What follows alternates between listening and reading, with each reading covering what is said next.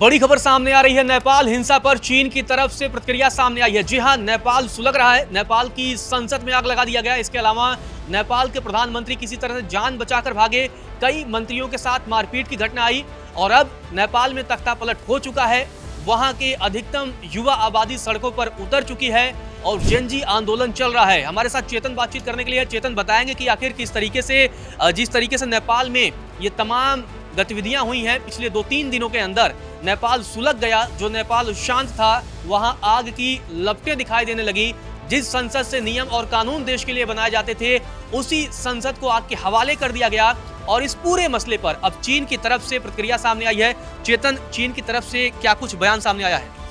देखिए, चीन की तरफ से बयान तो आखिरकार आया है। आखिरकार इसलिए क्योंकि 48 घंटे लग गए चीन को, जो कि नेपाल का पड़ोसी है, उसे बयान देने में। जबकि भारत ने इस पर चिंता जाहिर की और भारत के प्रधानमंत्री नरेंद्र मोदी जब हिमाचल और दौरे पर गए, तब उन्होंने कहा कि हमने एक बैठक की है, पूरी तरीके से हम नियंत्रण बनाए हुए हैं, नज़र बनाए हुए हैं, माफ़ कीजिए, और सब कुछ देख रहे हैं। एजेंसियाँ जो हैं तमाम अलर्ट हैं। लेकिन चीन को 48 घंटे क्यों लगे बयान देने में, ये सबसे बड़ा सवाल है। इस पर हम बात करेंगे, लेकिन जल्दी से बता दें कि आखिर विदेश मंत्रालय के प्रवक्ता जो हैं चीन के, उन्होंने क्या कहा है।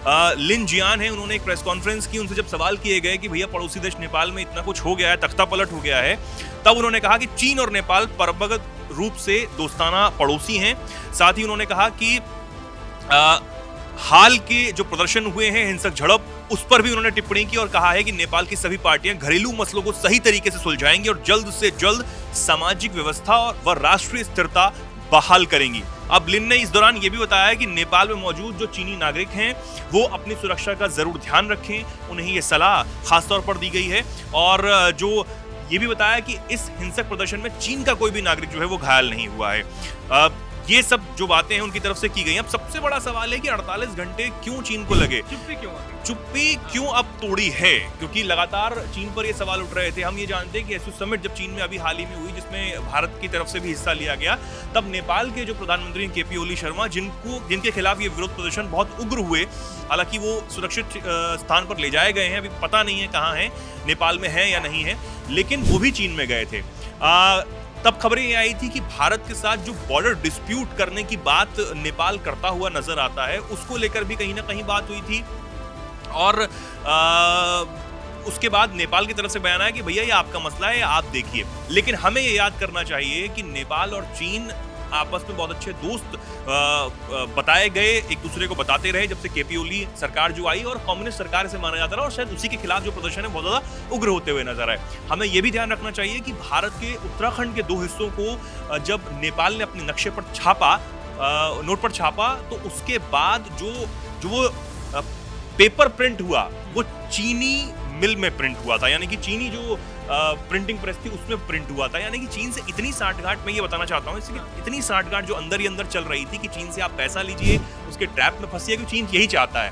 उसकी तमाम निवेश भी चीन की तरफ से किया जा रहा था। बहुत सारी चीजें ऐसी हो रही थी कि हम बाई रोड कहीं ना कहीं चीन और नेपाल जोड़ दिए जाए, उस हिमालय को तोड़ करके उसके बीच से रास्ता निकाल करके, ये सारी चीजों की चर्चा हो रही थी उस टाइम। अब चीन को सबसे बड़ी चिंता ये है रजत, की चीन का बहुत बड़ा इन्वेस्टमेंट, जिस बात का जिक्र किया आपने, वो नेपाल में है और उस इन्वेस्टमेंट को आगे भी चीन बढ़ाना चाहता था। लेकिन अब जो तख्तापलट हुआ है, हालांकि एक्सपर्ट्स ये मानते हैं कि चीन का अमेरिका का बहुत बड़ा खेल है, डीप स्टेट काम कर रहा है, लेकिन चीन को कहीं ना कहीं इस बात की चिंता है कि पाकिस्तान में जो उसका सीपेक प्रोजेक्ट फंसा हुआ है 2013 से, वो एक तरफ पूरा नहीं हो पा रहा।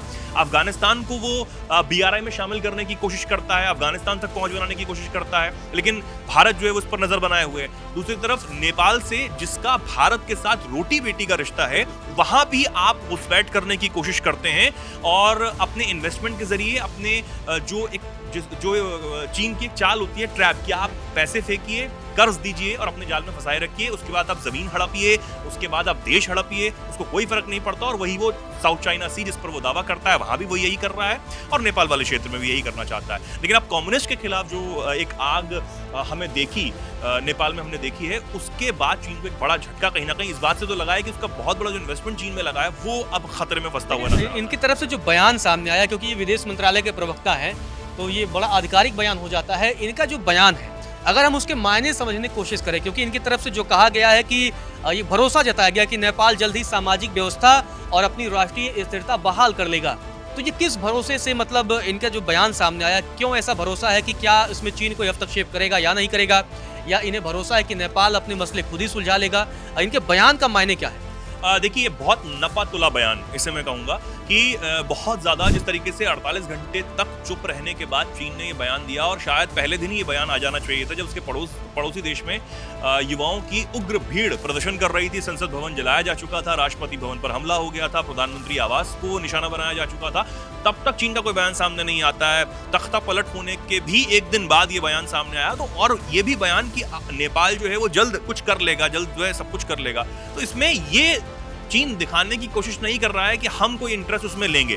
कहीं ना कहीं ये दिखाने की कोशिश की जा रही है कि नेपाल में जो कुछ हो रहा है ना उससे हमारा वास्ता है, और ना ही आगे अगर स्थिरता होगी ना उससे हमारा वास्ता रहेगा। हस्तक्षेप नहीं करेंगे। हस्तक्षेप नहीं करेंगे। तो ये नपा-तुला बयान जो है वो चीन की तरफ से दिया गया, विदेश मंत्रालय की तरफ से। हालांकि अब क्या होगा, आगे क्या कुछ बयान सामने आता है। दूसरी बात ये कि अब जो सरकार माफ कीजिए, नेपाल में बनती है, उसका क्या रवैया भारत के प्रति रहता है, उसका क्या रवैया चीन के प्रति रहता है। चीन में उसका चीन का कोई रोल उसमें रहता है नहीं रहता, ये सबसे बड़ा सवाल है।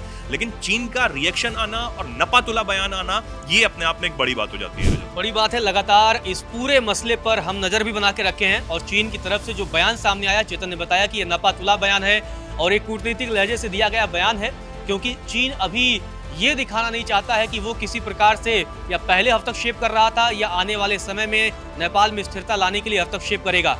लेकिन जिस तरीके से नेपाल में ये आंदोलन उग्र हो रहा है, इसके और बढ़ने की संभावना भी दिख रही है। सड़कों पर युवा उतर चुके हैं, और इसके अलावा जो मौजूदा सरकार के जितने भी लोग थे, उसके मुखिया से लेकर के उसके तमाम मंत्री या तो देश छोड़कर भाग गए हैं या भागने की फिराक में हैं। और अब पूरे मसले पर हमारी नजर बनी रहेगी, और भारत के लिए भी बेहद इंपॉर्टेंट है, क्योंकि रोटी बेटी का संबंध है। और काठमांडू एयरपोर्ट पर भी कई भारतीय फंसे हुए हैं। खबर ये भी थी कि भारत अपनी वायुसेना वहां भेज रही है और अपने लोगों को निकालने की कोशिश में भी जुटा है। तो अब देखना दिलचस्प होगा कि भारत और चीन नेपाल के मसले को लेकर आने वाले समय में क्या और फैसले लेते हैं।